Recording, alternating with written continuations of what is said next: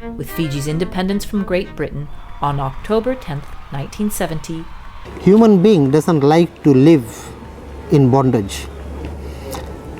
Colonial rule was bondage for people of Fiji. That included indigenous and the descendants of the Girmitiyas, all of them combined. So there was a need for independence. There is no question about it. Independence for the sake of independence is really useless. But at that time, there's a lot of ethnic pride, there's a lot of national ambition. People, just because other countries around them were getting independent, felt they should also be independent. But it was part of growing up. It was part of the colonial spirit of growing up and growing out of colonialism. So I felt that at the time it was both in the interest of the colonies and the colonial powers to go for independence. Maybe it was getting costly for the colonial powers like the United Kingdom to keep colonies way out in Oceania like Fiji. And for Fiji's sake, the national spirit was beginning to come up, and everybody wanted to be their own, to master their own destinies. And that was very naive at the time. Now, looking back, we can say that it was naive for us to feel that because we are independent, we are running our own political government, that we are our own bosses. But we're not. We were not in 1970, we still are not. Because we are now part of the global village, we're all interdependent. We go from dependence and we go through independence. Now we are interdependent. We depend on each other, particularly on the trade. The Legislative Council is replaced with the Fijian Parliament. A grandfather clause in the Constitution provides for this event and allows the members of the Legislative Council to remain in office pending the first post-independence elections to be held in 1972. The name of the council is changed to the House of Representatives.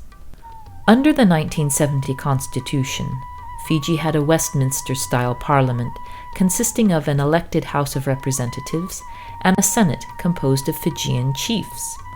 For the first 17 years of independence, the Fijians maintained a majority, albeit a tenuous one, in the House of Representatives, and control of the government under the leadership of Ratu Sir Kamisese Mara, the country's first prime minister. In 1972, the Fijian Alliance wins the majority of seats in the first elections since independence. It achieved this success by appealing to Indians as well as Fijians. You can't generalize that life was better or not better for everyone. There were a large number of people who enjoyed life during colonial periods. There are a large number of people who enjoy life now. There are a large number of people now who are in poverty situations. So it depends on the individual circumstances, but generally we can say that the standard of living in Fiji has improved significantly after independence. In 1973, 72 and 73, when the talks were going on for the government to take over the sugar milling operation, the government bought the sugar mills from the CSR. The sugar cane prices rose rapidly, and that increase in sugar cane prices helped the entire nation, let alone the farmers who were involved in that. When he was president, we had a good economy. It was sustainable, but the growth rate was very, very small. We relied, at that moment in time, we were very, very dependent on the goodwill of our trading partners. And we managed to collectively bargain for better trade deals. So all the former colonies in the Pacific, in the African and the Caribbean nations all got together. Maybe we are a band of old boys. We're old colonials. Let's come together and use our association as former colonies as a bargaining bloc. We bargain with our former bosses: United Kingdom, France, Belgium, Netherlands, Germany, all the former colonial powers, who were then forming themselves into the common market area of Europe, before they became the the European Union as we know it now. It was the European Economic Community before it became known as the European Union. They are the association of the former colonial powers. And so the Caribbean, the Pacific, and the African countries got together to look, these guys came here and they introduced sugarcane, they introduced cocoa, they introduced bananas. So if we want to maintain our association with them, why don't we tell them, look, you like our bananas, you like our sugarcane, you like our cocoa, now we will sell it all to you, but you give us a better price. You know what it's like, how difficult it is.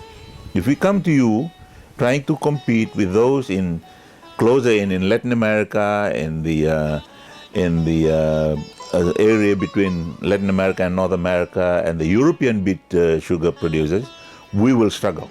Our prices will not be able to compete with theirs. So you give us a better deal. So the economy from 1970 to say 1987 was based mainly on cooperative efforts, negotiated trade agreements.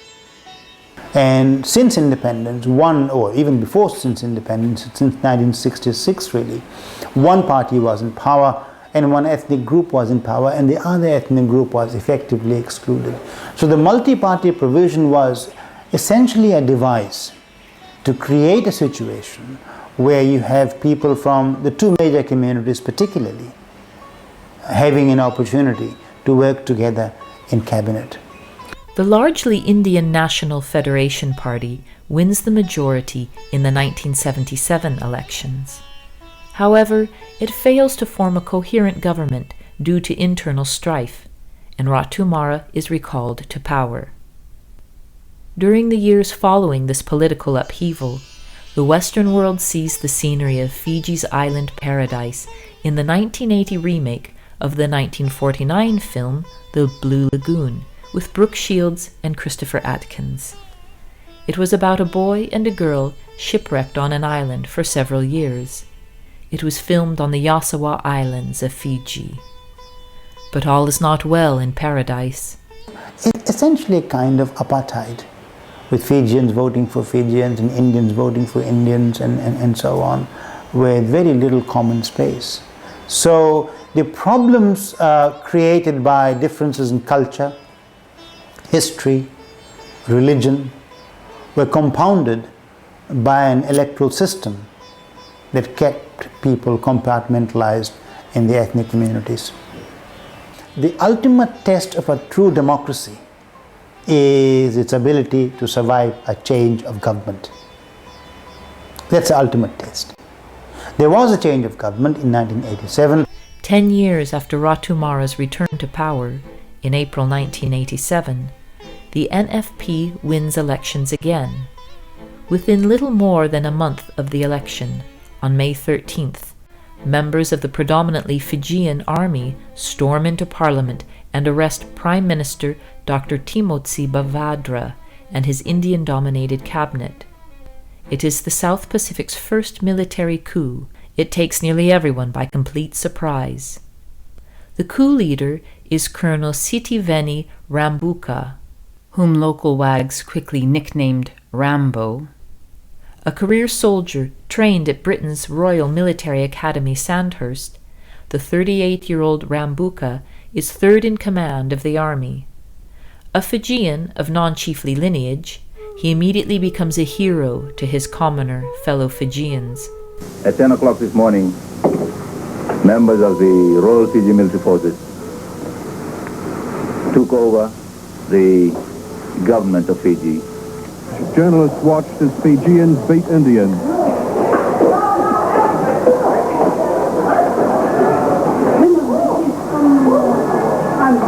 Panicked, the Indian crowd scattered in fear.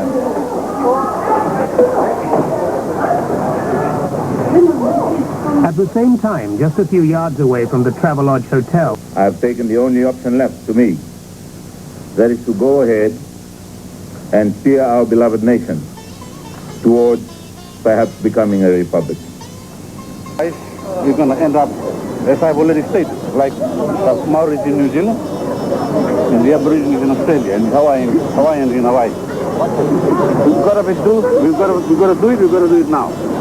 From the 1987 through about 1990, early 1990s is a huge, it's a dark period in our history when there is rampant abuse of human rights, breakdown in law and order, desecration of places of worship, downturn in the economy. And from 1987, when we had our political upheaval in Fiji, we were seen as the bad boys.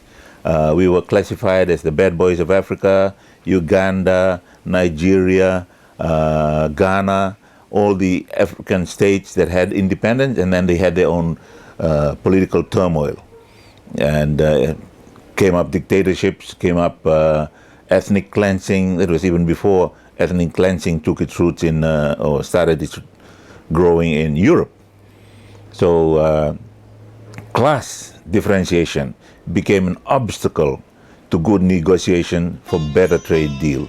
So we had a difficult time between 1987 and 1997. So in May 1987, you have efforts underway to bring the country to a semblance of normalcy. And the end result of that was the signing of a document is called the Umba Code, and that provided a formula for until a new constitution came into being and so on and so forth. Now from that exercise, Rambuka was excluded and he felt threatened. Rambuka at first installs a caretaker government, but on September 28, 1987, he stages another bloodless coup, overthrowing the sovereignty of Queen Elizabeth II. A few weeks later, he abrogates the 1970 constitution, declares Fiji to be an independent republic, and sets up a new interim government with himself as Minister of Home Affairs and Army Commander. Yeah, at the time there was a very bad growing political unrest in the indigenous Fijian camp. And I was privy to some of the information, and there was going to be some disruptive activities. And I knew that we couldn't recover from it if we had allowed ourselves to get into that the chasm of racial hatred. So something had to be done to stop us getting down there. And what the coup itself is a drastic action. It's a very, very drastic action to take in a civilized country like Fiji. But it was, as far as I'm concerned, it was the only way to stop Fiji going into a deeper ravine that would have been difficult to get out of. From then to 1992, Fiji was governed by an interim administration led by Ratu Soekarno Semara, with Ratu Sirpanai Gangalau as the president.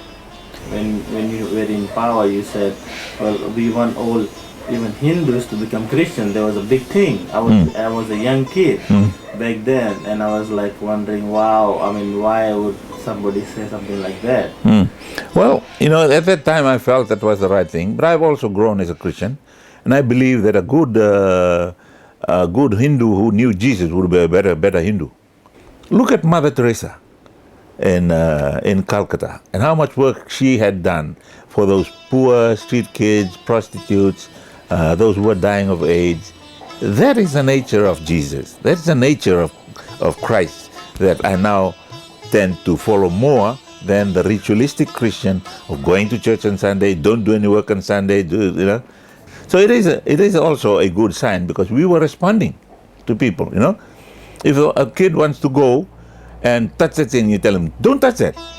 You still want to go and touch it. Don't touch that. Third time, don't touch that. Fourth time, just let him touch it. Touch and gets burnt. When they get burnt, see, I told you, don't touch it. So when the Methodist Church said, ban Sunday, ban said, all right, we'll ban it. As soon as you ban it, we got no bus, no taxis. Can we open it? No chemist. So now you know. Now you're better informed about why people need the open to be a fairly free day. You want to rest. If somebody rests by weeding his garden, let him rest by weeding his garden. 6 days a week he's there in the shop, selling, serving the customers. 6 days a week or 5.5 days a week he's there typing, she's there typing. On this one day, she wants to go picnic. And the Methodists say, no picnics. The Methodists say, no golf. It's the only time that people relax and they get themselves ready for another hard week's slog. In 1990, a racist constitution is drawn up by the interim government that gives ethnic Fijians a permanent majority of seats in parliament. I think the coup in '87 was a huge tragedy. It was, I think, it's a very complex set of reasons. The coup was of course executed by the then Lieutenant Colonel Sitiveni Rambuka and with the support of the Fiji military forces. Rambuka was instrumental, but I don't think he acted alone. I think he acted with the tacit knowledge and support of people who variously felt threatened by the change of government. Politicians who had lost their offices, certain groups of people who had done very well in the past felt threatened. Now, race was used to justify the coup, that this was a Fijian uprising against an Indian-dominated government. I think that's too simple and too simplistic. My own view is that race became a scapegoat for other interests that lay behind the upheavals of 1987. Politicians, Fijian politicians particularly, I'm talking about now, who constantly used the propaganda that Indians were here and they would take away land from the Fijian people, and they would eventually take over the country. This was the sort of propaganda that has been going on since the colonial days. I think it was largely also a result of how the various communities were kept in different compartments by the British, because they never allowed the major races to mingle and to interact. This, of course, carried through after independence, and politicians who practiced communalism, of course, for them it was rich fodder. They fed on it, and we now have a situation where this particular issue is often exploited by unscrupulous politicians to instill fear in the minds of the Fijian people against the Indians. And the 1990 constitution, which was everyone agreed and everyone agrees was a flawed document that relegated the Indo-Fijian community to a second-class citizenship, so to speak. And that constitution was reviewed by an independent commission in 1995, 1996, and I was privileged to be a member of that commission. Our report, 800 pages with some 790 recommendations, was then considered by the Joint Parliamentary Select Committee, and out of their deliberations emerged the 1997, which is, I think, a fair and just document. One of the provisions of the Constitution is that there should be power sharing. We believed in the Commission, we believe very deeply and sincerely that multi-ethnic societies ought to strive for multi-ethnic governments. That the idea that in a multi-ethnic society, one ethnic group, by virtue of that fact, should rule and exclude the other major group from participating in government is a prescription for paralysis. There can be no prosperity, there can be no unity if our people are kept divided. And we felt that people in a small country like this, people can and should work together. The Joint Parliamentary Select Committee went a step further, and they recommended that a multi-party cabinet be formed. In other words, any political party with more than 10% of seats in Parliament is constitutionally entitled to be invited to serve in cabinet. Because politics in Fiji traditionally, because of the electoral system that we have, has been racially, sort of polarized, with Fijians voting largely for, well, Alliance Party and then SVT and SDL, and Indo-Fijians railing mostly behind either Labour or the National Federation Party. Then in 1992 you have elections under the 1990 Constitution, and that's when Sitiveni Rambuka becomes the Prime Minister. Of course, we have different cultures in this country. The Indians have their own culture, their own language, their own religion that they practice, and likewise with the indigenous community, with the European and Chinese community and other Pacific Islanders. So there is a lot of diversity in Fiji in terms of culture and language and religion. But this is where our strength lies. I think we can always be united, no matter how diverse we are, for a common objective. And that common objective is nation building. So diversity must give us strength. I think we can draw on different experiences, different cultures, and that should be regarded as a powerful tool to develop the nation, because each of us, each of the communities has its own special attributes which it can give generously to the noble task of nation building. When we revised our constitution, made it more responsive to the needs of all the people of Fiji, and we got back into the Commonwealth, we were embraced back into the United Nations. We were regarded as designers of a constitution that could work in any multi-ethnic society in the world. Although the indigenous people in Fiji didn't like the constitution, they felt it opened the door again for an Indian Prime Minister, which we had in 1999.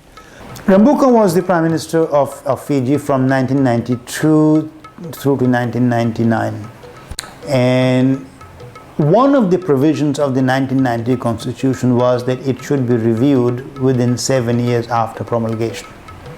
And so, in 1995, a commission was set up to review the 1990 Constitution, chaired by Sir Paul Reeves, the former Governor General of New Zealand, Mr. Tomasi Vakatora, the former Speaker of the House, and myself representing the opposition. We spent 16 months listening to people, traveling around the world to certain countries to look at their experiences and experiments. And we produced a report which formed the basis of the 1997 Constitution. It is in 1997 that Fiji draws up a new multiracial constitution, which takes effect in 1998. It creates a parliamentary house of 65 seats, with 19 held by Fijians, 17 by Indians, 3 by general electors, 1 by a Rotuman, and 25 open to all races. At this time, Indians make up about 46% of the population. May 8, 1999, balloting begins for a new government. In 1999, elections took place and the Fiji Labour Party, or People's Coalition, came into power.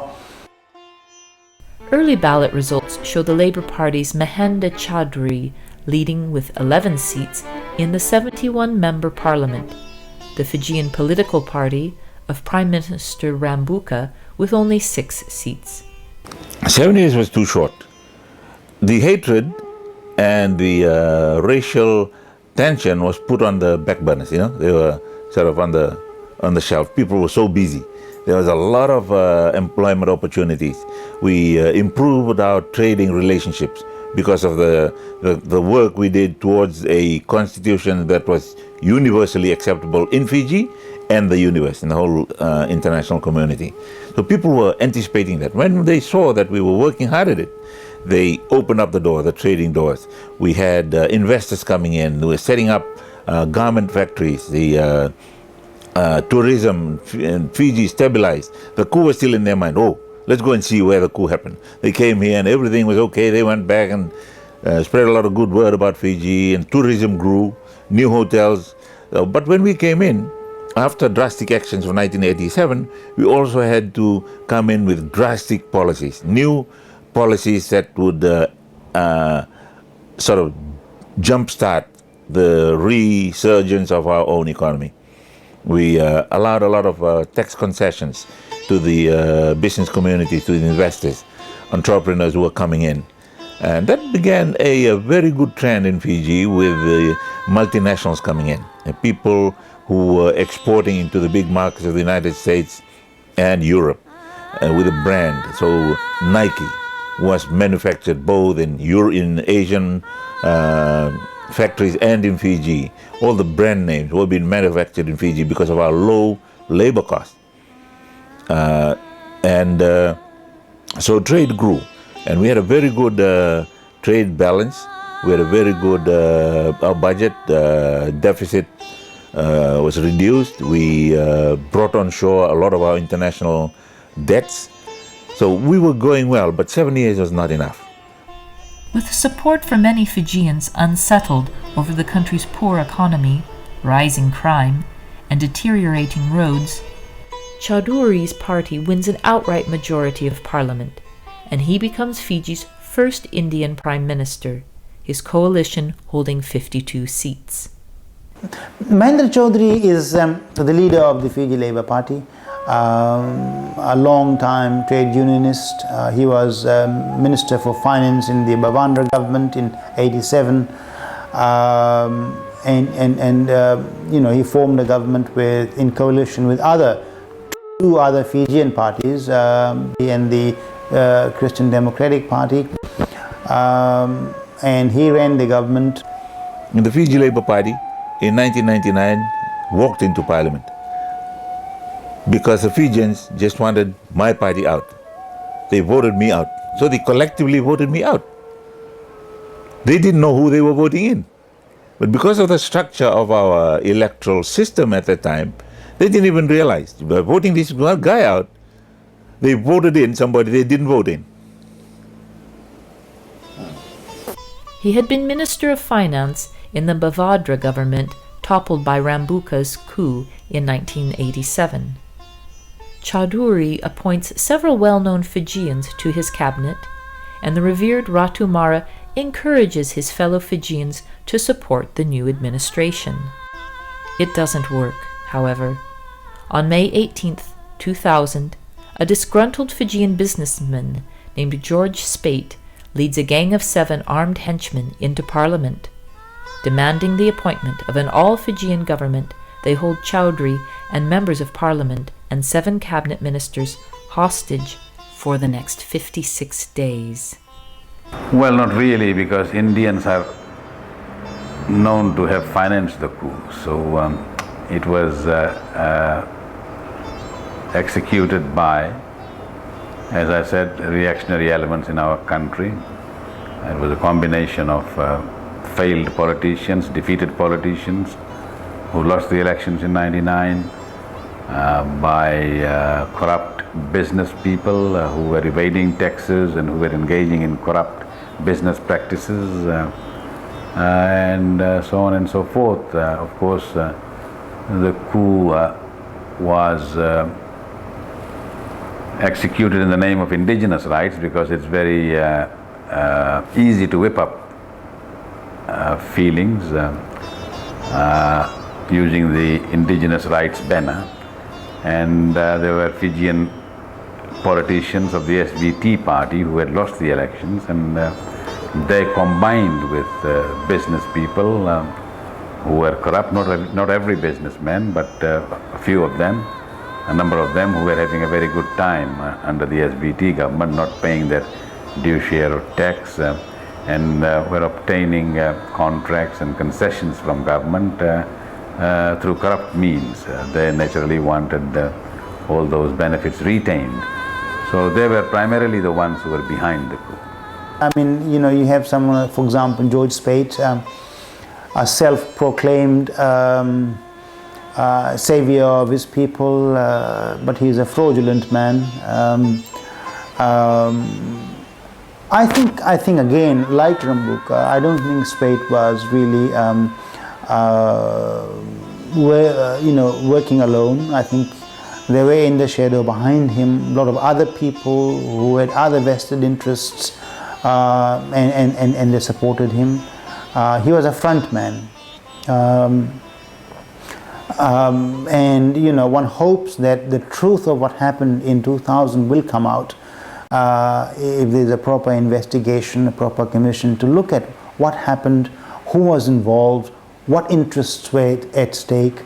And I think it's very important to understand what happened, to come to terms with the past before we can move on. It's so important to exorcise the ghosts of the past, to have a clean and prosperous future for our people. Well, the two coups that we've had, 87 and 2000 coups, they have set the country back at least 30 years, if not more. Because this is why there is so much poverty in this country today. This is why there is so much unemployment in this country today, so much social dissent and dissatisfaction. Before the 87 coup, Fiji was a relatively happy, prosperous country. But since the 87 coup, of course, we had a shattered economy. After the 87 coup, thousands lost their jobs and investment dropped down to a trickle, and this carried on for a long time. Now, when we were just about recovering from it, we had the 2000 coup, and that again was like a blow, from which the country could hardly recover. And in the last 10 years or so, or more particularly in the last 6 or 7 years, we have seen unprecedented levels of poverty here. And many of our very skilled people, people we needed here for development, they have left our shores. They're still leaving by the hundreds and settling in countries like Australia, New Zealand, Canada, the United States, etc. Because they are no longer able to wait to see this country come back on track. They waited for a long time, some for as long as 19 years now since the first coup. It was wrong, but there was no other way. You see? It was wrong, but there was no other way, because that was the only way I could see of stopping Fiji plunging into racial ravine that would have been difficult to get out of. And 2000 demonstrated or vindicated me, because I said this could happen, and people didn't believe it. 2000, it happened, and we're still coming out of it now. See, in 1987, we recovered in a matter of less than 5 years, and but we put the race questions in the back burners, and we didn't forget it. So 9 years was too short. In that period from 87 to 99, 12 years, it was too short. And 99 brought in an Indian Prime Minister. So the thing was still, this is exactly what we didn't want in 87, and the Fijians moved and they crossed 2000. In the first 2 weeks of the crisis, 10 junior MPs are released after they sign resignation letters. Prime Minister Chowdhury also agrees to sign a letter of resignation. President Mara fires the elected government and says he would probably grant immunity to coup leaders. However, George Speight calls for the resignation of President Mara and for the constitution to be scrapped. Some 200 rebel supporters storm through Suva. One police officer is killed, and the Fiji television building is rampaged and knocked off the air. On May 29th, Commodore Frank Bainimarama seizes power to restore order following the coup. President Mara steps down from power and retires to Lau. The political tension reduces tourism to 10% and threatens the leading sugar processing and garment manufacturing industries. When you look back, and when the military had restored government, they should have brought back Chowdhury and Ratumara. That's what that little document says. But that was with the benefit of hindsight, looking back. And only then would we have been able to just restart the whole process better. But whether Chowdhury would have been able to recommend to the government a change, whether he would have been able to accept that there needed to be another constitutional review or not, all those things we do not know. They are unknowns in that suggestion. These are unknown, unproven, will never be known. We will never know what Chowdhury would have done in a situation like that. So it's a very, very hypothetical case. July 7th. Supporters of George Speight seize 30 hostages at Korovo. 2 days later, the rebels sign a deal to return their captives in exchange for an end to the country's multiracial democracy. July 12th. Coup leaders release the last 18 hostages, ending the standoff that began May 18th. Immediately after, the Great Council of Chiefs elect Ratu Yosefa Iloilo as the new president. Despite a promise of amnesty, George Speight is eventually arrested by the military, which then storms a stronghold of his followers. Speight is charged with treason, but his death sentence is later commuted to life in prison. On November 2nd, some 40 soldiers of the Counter-Revolutionary Warfare Unit attempt to take over the main military base at Suva. 8 people are killed. Most of the renegade soldiers are soon captured. On March 1st, 2001, the Fiji High Court rules the military-backed government illegal and that the 1998 multiracial constitution should remain in effect. It orders fresh parliamentary elections to be held in 2001. Under the watchful eye of international observers, the Fijians win an outright majority, and caretaker leader Karasa becomes the legal prime minister. The constitution is not the problem. The mental appreciation of the people is more the problem.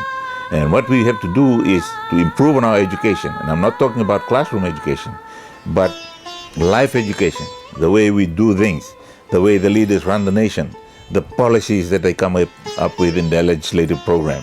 These are the things that have to mold and form a nation of one people, the people of Fiji, not the Indo-Fijian and indigenous Fijian, but the people of Fiji coming together as one, recognizing that they have a common interest, a common destiny, and working together for that common destiny. At the moment, it's purely the whims of the political government. Ratu Sirkamasesa Mara, 83, Fiji's first prime minister and a key U.S. ally in the South Pacific during the Cold War, dies April 18, 2004.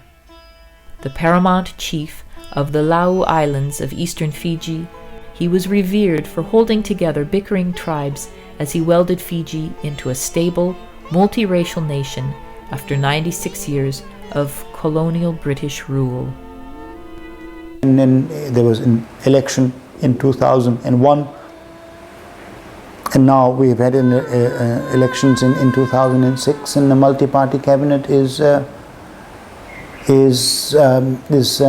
now in place. I think many of them have lost confidence in the future of this country because of what has happened. And then instead of correcting the situation, we find that the government of the day is actually aggravating it by perpetuating racism and discrimination and things of this nature.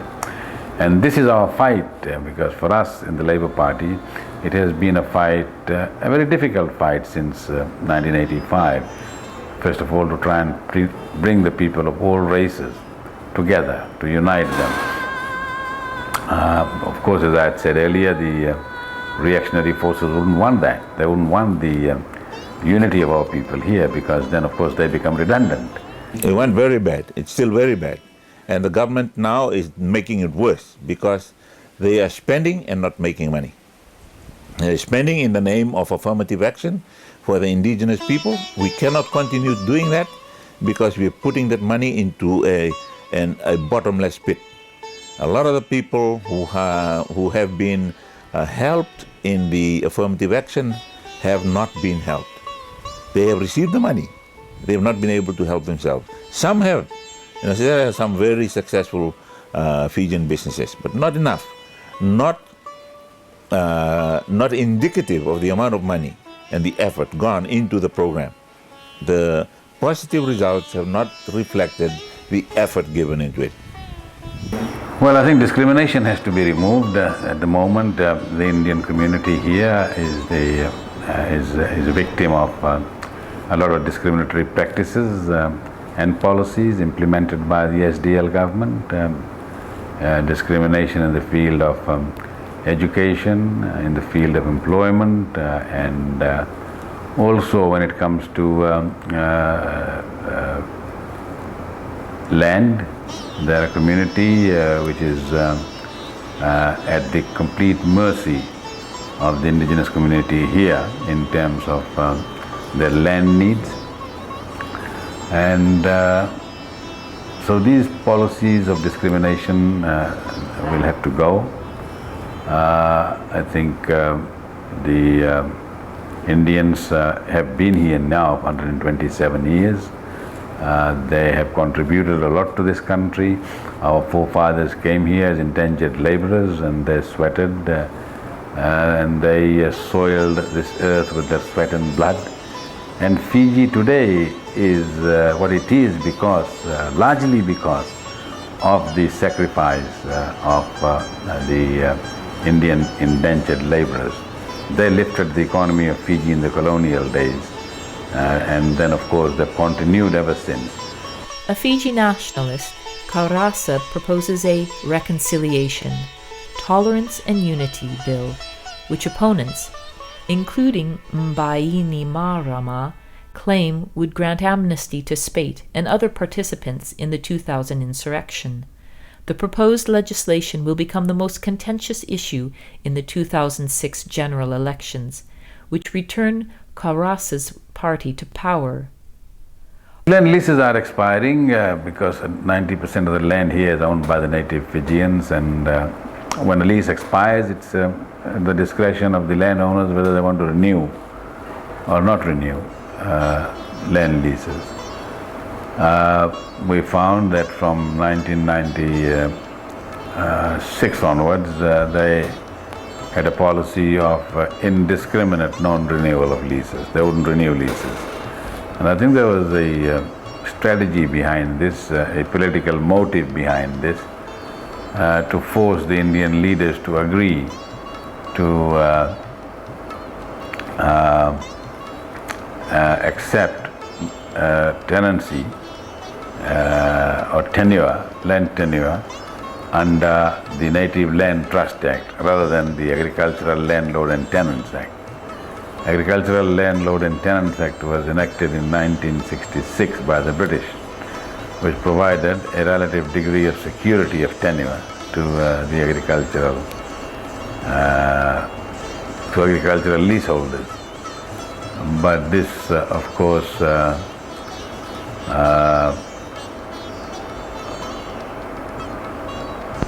was not liked by the landowners, and they tried to change that legislation or to get all native land out of the purview of this legislation, ALTA, Agricultural Landlord and Tenants Act, and put it under the Native Lands Trust Act. Now, Native Lands Trust Act was an act or legislation specifically enacted for the landowners. It was to protect their interests and rights. It was never intended to protect the rights and interests of the tenant community. And this is why, because there was no such legislation which protected the rights and interests of the tenant community, that the British, before they left, before independence, enacted the Agricultural Landlord and Tenants Act to regulate the relations between the owners of agricultural land and their tenants. So, after so much time with this Land Act, now you think Fijians, they need those tenants or they don't need them? No, tenants are very much needed, because the land that was taken away some 5,500 farming families were displaced as a result of their leases not being renewed. Now that had a tremendous negative effect on our sugar industry. The crop size diminished from 4.2 to 4.3 million tons a year, down to 2.6 million tons last year. So it had its, it took its toll on the sugar industry, and many of the landowners who took the land back really did not farm it. So they took it back and it wasn't farmed, so the land started reverting to bush, and the lease money which they were getting from the tenants disappeared, and at the same time the sugar industry started showing signs of decline. And now what is happening is that to revitalize the sugar industry, to make it viable once more, the government is encouraging the landowners to take a more reasonable stance with regard to renewal of leases. And the landowners have found out themselves that there's no use taking land away, not working the land, and then also losing the rental income that they used to get when the land was leased out. Say is the Prime Minister. If memory serves me right, he won something like 37 seats. But he's also constitutionally, not entitled, but required to to invite Labour, which he did, and he's given Labour nine portfolios, 9 ministries. Some problem there, but one hopes that this experiment will succeed and take Fiji away from a failed past. And it's come up with, it was on stage, he was seen to be very, very critical of the government in the first 5-year term from 2001 to early this year. And it is only natural because the government came in and they wanted to appease the Fijian people. So a lot of their programs were for the indigenous Fijian people. And the commander was trying to ensure that there is balance in the way government was run. So they were always niggling the government, being a thorn in the side. And then 2006 elections came, and the commander or the army was worried about rigging and unfair influence being put on the voters, vote buying like it was alleged to have happened in 2001, and investigations are still going on that with the agriculture scam and so on. So there had to be an extra constitutional responsibility on the army. The Constitution does not empower them to do what they were doing or say what they were saying. It was outside their constitutional rights. But it was not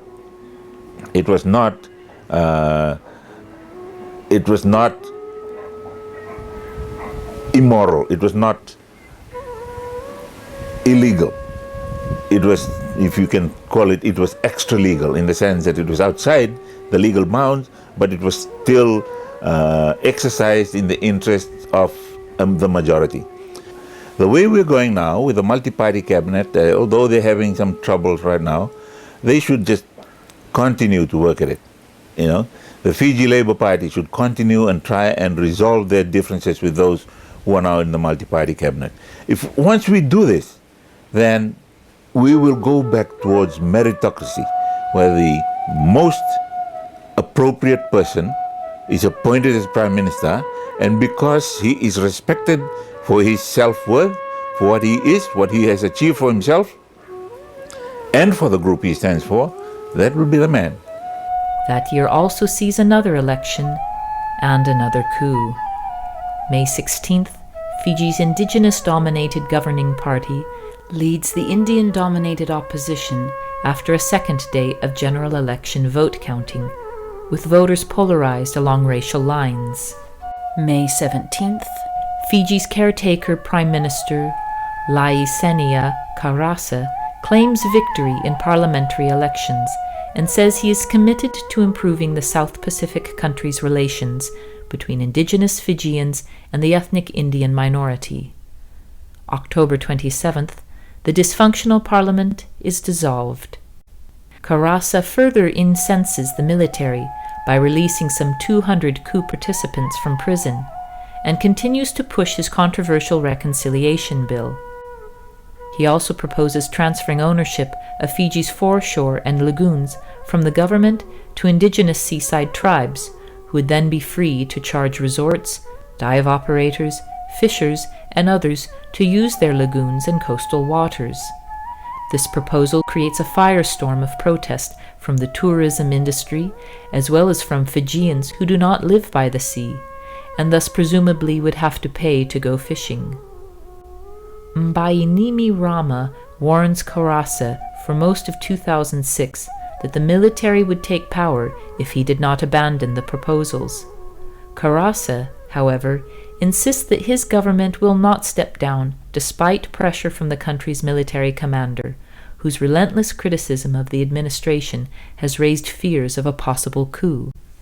Recently, there has been a change. They have been more silent, they've been quiet, they've been cooperation, they've been listening to the government listening to them, and the product is good. So, a lot of people criticized him between 2000 and 2006, but that was still a post-trauma transition period of the 2000 political trauma. Commonwealth Secretary General Don McKinnon warns Fiji's military commander against a coup after the commander said that the Pacific Island nation could be sliding towards bloodshed. The military, locked in a standoff with the government, accuses Australia of breaching its sovereignty by sending an unspecified number of police it described as mercenaries into the country. Talks to avert a coup in Fiji are deemed a failure by the country's military commander, who issues a fresh threat that he will quickly move to replace the government if it doesn't meet his demands. Commodore Mbainimi Rama says that the government has not gone far enough and sets a next-day deadline for its capitulation. Mbainimi Rama wants the government to kill legislation that would grant pardons to conspirators in the 2000 coup and quash two other bills that he says unfairly favor majority indigenous Fijians over the ethnic Indian minority. On December 3rd, Commodore Frank Mbainimi Rama tells Fiji One television that he wants Prime Minister Laisenia Karasa to resign so the military can name a new government for the South Pacific Island nation. December 4th, soldiers move against at least 2 police compounds, seizing weapons in the apparent first step toward taking over. On December 5th, a date Fijians refer to as 5/12, the military drives from Queen Elizabeth Barracks into downtown Suva and stages an entirely peaceful coup, locking down the capital with armed troops and isolating at home the elected leader whose last-minute pleas for help from foreign forces are rejected. Despite some protesters being taken to the barracks for a bit of persuasion, life outside tourism returns to normal relatively quickly. The initial military roadblocks and checkpoints markedly reduce Fiji's crime rate, which went back up when the soldiers were withdrawn, prompting some merchants to call for permanent checkpoints. Commodore Frank Mbainimi Rama names Dr. Yona Senilagakali, a military medic with no political experience, as caretaker prime minister, and says a full interim government would be appointed in the following week to see the country through to elections that would restore democracy sometime in the future. Coups don't solve problems. They simply compound them. And our people are beginning to, I think, learn that, no one benefits. No one, is helped by continuous political convulsions that destroy morale, that destroy any potential for investment and things like that. As far as the Indo-Fijians are concerned, I see them migrating, continuing to migrate. Once bitten, twice shy kind of syndrome. Ironically, really, since 1987, something like 120,000 have left. I say ironically because that's twice the number that came to Fiji under indenture. And so I sometimes wonder what someone 100 years from now, looking back, on Fiji, say that there was once a time in Fiji when Indo-Fijians were half the population, because our numbers are going to decline as a result of migration and also as a result of a lower birth rate. So Fiji's newly imposed premier, Yona Senila Gakali, 77, admits the army ouster of the elected government was illegal and that elections could be 2 years away, but says the nation does not need Western-style democracy. The Commonwealth Ministerial Action Group announces Fiji is to be immediately suspended from the Commonwealth following a military coup there earlier that week. We are halfway between the British system and the American system. So, and that is another thing that our legislators should now work on, whether we want to preserve a figurehead president, or we want to go all the way into the American federal system where we have an executive president. I am now in favor of an executive president who is voted into office by all the people in Fiji, whether we have a universal franchise or we have a combination of universal and college, electoral college systems like they have in America. The people vote and also the states vote. You have a certain percentage or points given to each of the provinces in Fiji, and as well as the communities and the people. And you pick the best person to be your president. And the president has the freedom to elect his own executive. He can appoint his own cabinet. But it is up to that cabinet to get the approval of the people through the House of Representatives. So you like American system? I like the American system. But then there's also the influence of Great Council of Chiefs. How are we going to fix that? Anything that goes through Fijian system, like Parliament and Prime Minister and President, still has to go through the Great Chief of... Not necessarily. The Great Council of Chiefs can be there as the advisory body which it was designed for the indigenous people. And the only difference is that they should be empowered, and there should be a sort of an archway between the Council of Chiefs and the House of Reps, so that when the Great Council of Chiefs decide on something to be done for the Fijians, they must convince the House of Representatives, which houses the representatives of all the people of Fiji through the ballot box, to decide on whether this thing can be entertained in the national interest or not. The Commonwealth of Nations is a successor to the British Empire and brings together some 53 nations, around a third of the world's countries and a quarter of the world's population. The military regime announces a crackdown on critics of Fiji's coup, just hours after a house that had become a rallying point for those wanting a return to democracy was ransacked by unknown assailants. Fiji's military regime banishes ousted Prime Minister Laisenia Karasa from the capital and warns that open opposition to the takeover would be met with force. The interim regime has been surprisingly progressive. In addition to abandoning overtly racist government policies, Mbainimi Rama has cracked down on corruption and uncontrolled government spending, which had become rampant under Karasa. Among actions with long-lasting consequences, he has opened Fiji's formerly monopolized communications industry to competition, which promises more over-the-air television channels instead of one, and lower prices for phone and internet services. He also has encouraged the thousands of Indian professionals who had fled the country to return home by letting them be permanent residents of Fiji, as well as citizens of other countries. So what you did back then, you think if you get the chance again, you do it again, or you won't do it? No, I won't do it. I will educate the people that there are better ways of doing things, you know. If I hadn't gone through that, I would do it. But because I've done it, I know the good and the bad out of it, so I'd say no. Let's not go through those things. Let us do it another way. Let us negotiate. Let us talk to each other. Let us see each other's point of view and try and work together. The other guy is not wrong. You just don't find him acceptable. His view is acceptable. He's not wrong.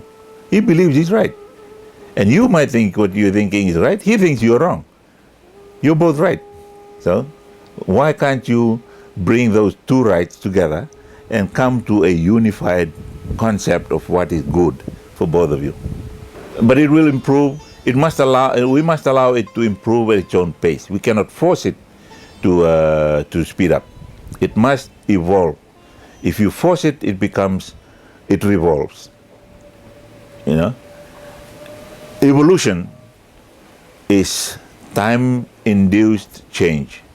Revolution is people-induced change. When you try and force a change, it becomes a revolution. You don't want to do that. And you let it evolve. What I did with the Constitution is to revolutionize constitutional life in Fiji. Okay, we've done that. I've suffered the consequences. I'm useless as a politician. But the product of that revolution, that political and constitutional revolution, is what is now determining our political evolution. In June 2007, Fiji's military ruler expels New Zealand's top diplomat, sending already strained relations between the South Pacific nation and one of its biggest neighbors spiraling even lower. Commodore Mbainimi says he told New Zealand High Commissioner Michael Green to leave because the diplomat would not stop interfering in Fiji's domestic affairs. September 6th, Fiji's military-led government imposes a month-long state of emergency, accusing the Prime Minister, who was ousted in a coup last year, of seeking to destabilize the South Pacific nation. Fiji's coup leader, Vorik Mbainimi pledges to hold elections in early 2009, as Pacific countries welcome the move and vow to continue pressing for progress at a regional summit. What do you see the future of Fiji? Future of Fiji is as good as what people make out of it. People of every community here. Our future is in our hands. If we squander it and mess it up, future will be pretty bad. But if we make the right decisions, right choices, I think the future is very bright. Well, whoever is the Prime Minister, of course, is elected. If the Prime Minister's party is elected to government, then of course whoever is the leader of the party becomes Prime Minister. But what we need is, good political leadership, a good government, a government with a vision for Fiji, a government or Prime Minister who will unite the people. Our race is humanity. We are all human beings. And our religion should be love. We should have love and compassion for each other. This can bring unity among any races of people in the world, especially in Fiji when there are Fijians, Indians here. We can have unity if we think in that term. But as long as we are divided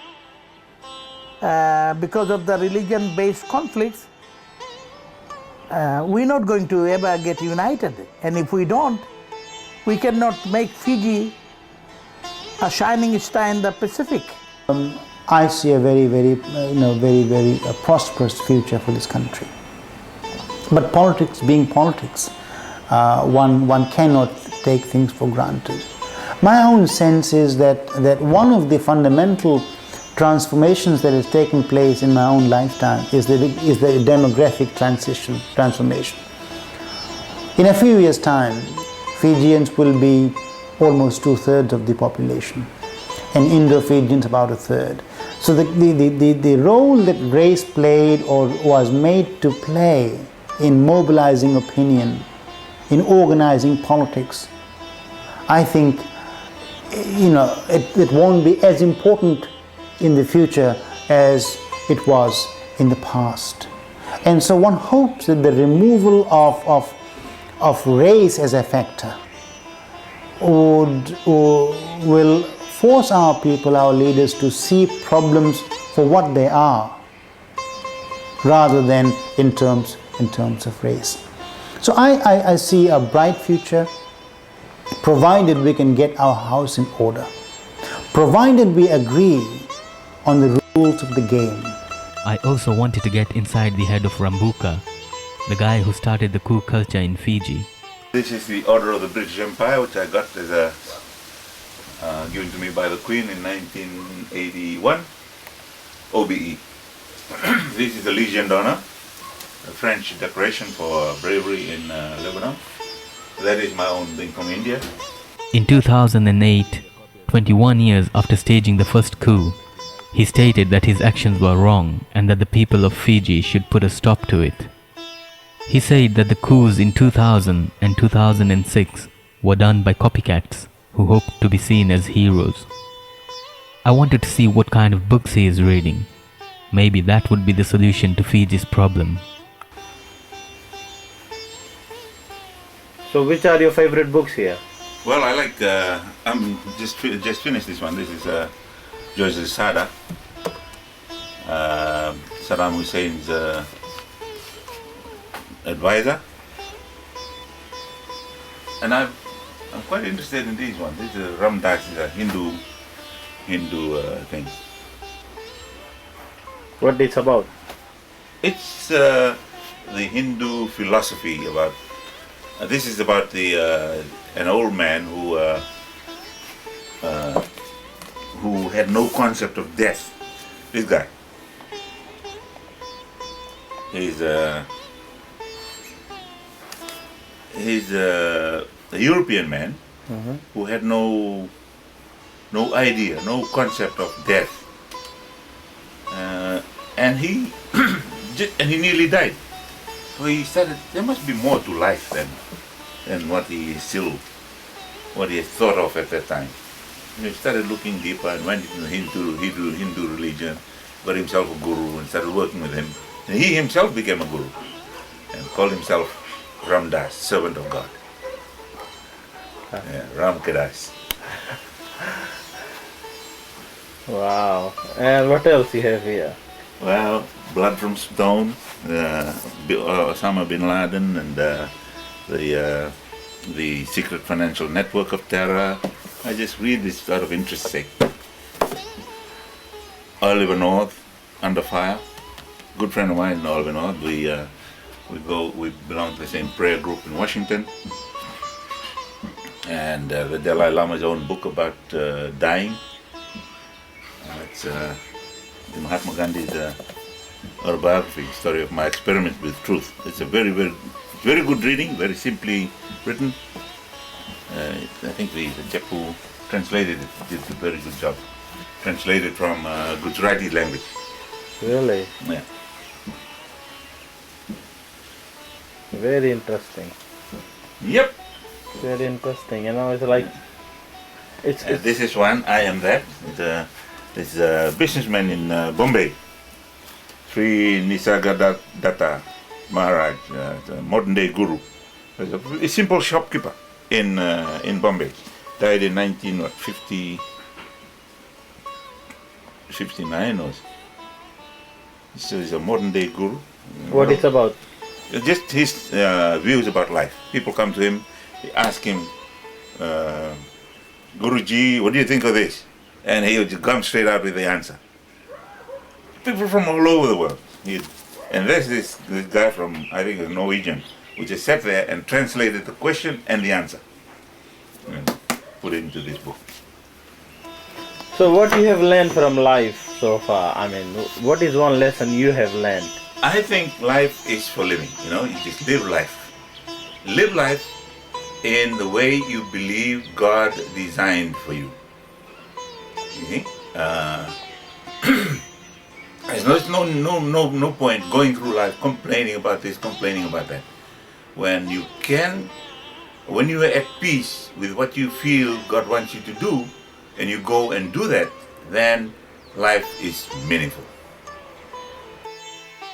While I spent some time with my uncle, I also remember the native Fijians he hired to help with the harvest. They work 6 days a week, with Sunday as a day off. Also, my uncle pays for their food and cigarettes as well as yagona for them to drink.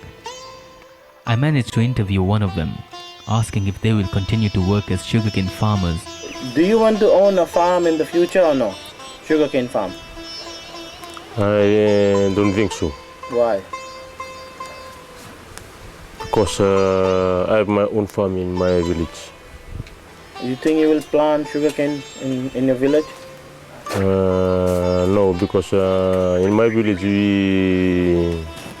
there's no one there who plant sugarcane. We used to plant angona like that, dalo. They worked non-stop for 3 months, and after that they were gone forever. I go to the mill with my uncle to interview a few of the cane farmers while they wait to offload their harvest. So, you like farming? Yeah, I like farming. So how long have you been growing sugarcane? Almost 40 years. 40 years? Yeah. So how many tons do you think you're going to grow this year? Well, my average is 1,000 tons per year. So might be more than 1,000 this year too. Okay. So how many acres of land you have? I have 100 acres of real land. So is it from your father? Yeah, it is from my father. So, okay. So what are the problems you have over here? Why are you waiting? Well, FSC every year says that it has repaired the mill. But FSC never repairs the mill. When we come to the mill, we have to wait every day for long hours. How many hours? When we come in the morning, go in the afternoon, it's more than 8 to 10 hours. Just for one load, we have to wait for that long. So we have other commitments too, but why should we stay in the mill every day? So what do you guys do when you're here? Well, we just muck around, pass our time, wait for the cane to be done, then we go home. So why is the mill so slow?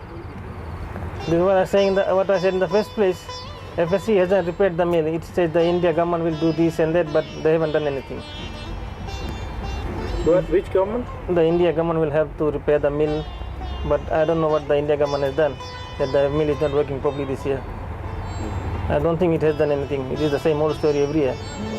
Also, I learned now they have machines to harvest the cane, but all of them are owned by the government. There are only 7 machines in Fiji. I also managed to interview the operator, who really likes to work and make enough money for his family.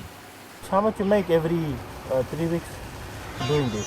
It depends on the tonnage. My wages is $1 ton. So how many tons you cut? About 2,000 ton 2,000 ton when? in 1 month. It depends on mill and on quarters. In one day I just normally cut 250, 300 ton. So you make $200-300 a day? Yeah. So that's good money enough for Fiji? Yeah.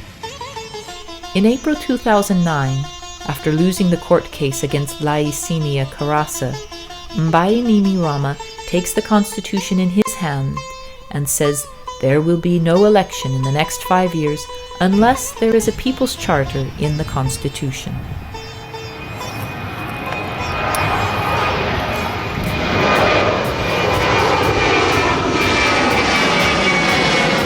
Well, my trip is over in August, and I returned to the US and continued to try and find funds to edit and finish this film.